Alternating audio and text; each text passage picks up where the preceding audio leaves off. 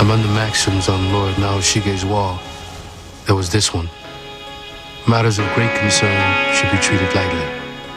Master Ite commented, matters of small concern should be treated seriously.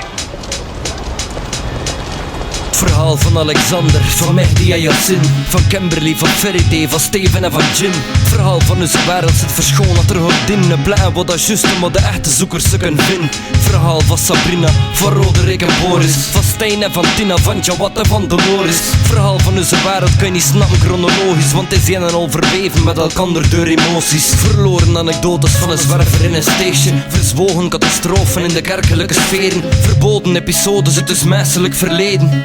Soms is zo'n recensie in de leegte voor het verhaal van onze wereld te kunnen vatten die ze horen, te ontleden tot gedachten en vervatten in een strofe. Er is zoveel stof tot schrijven, maar geloof me dagelijks straan verhalen weggelachen of verloren. Zoveel stemmen genoegen en aan stilte, zoveel warmhartige kinders proeven de kelte van armoe. Zoekt maar een naald in een gooiberg waar je je leven nooit tevoren van allen hoort. Er vast in het doodlopen stratje zonder ende, een heel vertrouwde plekken maar alleen maar onbekenden in je vriendengroep. Je ziet alleen en verdwaald door niemand doorgaat voor de rode draad die loopt door je verhaal. Van Jonathan, van Jason, van Wesley en Dorin, van Jennifer, van Karim, van Pablo en Katrin. Het verhaal van onze wereld zit verschoond dat er gordinnen plein wat dat juiste maar de echte zoekers ze kunnen vinden. Het verhaal van Jamila, van Anthony en Floris, van Mohammed en Rita, van Aurora en van Joris. Het verhaal van onze wereld kun je niet snappen chronologisch, want het is een en al verweven met elkander door emoties. De jaarlijkse verslagen van het heiltekort in Afrika, gevaarlijke bedragen, komt terecht in onze zwarte markt bezwarende verdragen. Goed gestemde nooit meer aangepast, een mensenleven weggesmeten voor een habbekrats. Jonathan en Jamal, talloze voorbeelden van meisjes zonder een eigen verhaal tot op dit punt.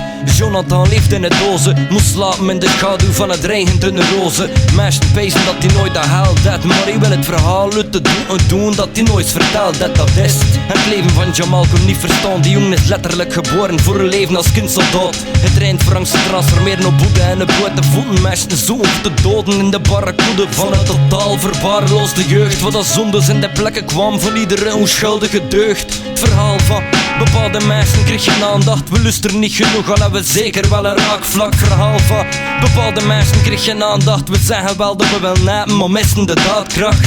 We zijn bezig met onze eigen bepaalde manier van zo'n enorme persoonlijke heilige graal, maar het is illusie. Je ziet alleen en verdwaald, en niemand doet voor de rode draad in je verhaal. Ik zou wel weten waarom dat niemand doet voor een ander, maar ik klapt over geluk, hoe duw je ogen op een ander. Ik zou wel weten waarom dat ik het te weinig stop met klap met zo'n ervaring van een ander missen die me kunnen verrassen. Ik zou wel weten om je verhaal de moeite is voor te lezen, of dat juist te lege alinea's bevat en leest eens. Ik zou wel weten hoe ik het de meisjes echt begreep, maar ik zou niet weten wat te doen en daarom dat ik het teksten schreef. Voor Jeroen, voor Gregory, voor David en Jasmin, voor Alistair en Peter, voor Seba en Aline. Het verhaal van onze wereld zit verschoond achter gordinnen plein wat dat juiste maar de echte zoekers ze kunnen vinden. Het verhaal van Alicia, van Samuel en Rob, van Dieter en van Castro, van Michael en Christophe. Het verhaal van onze wereld is een epos zonder plot met ontelbare fragmenten die er nooit zijn eigen komen.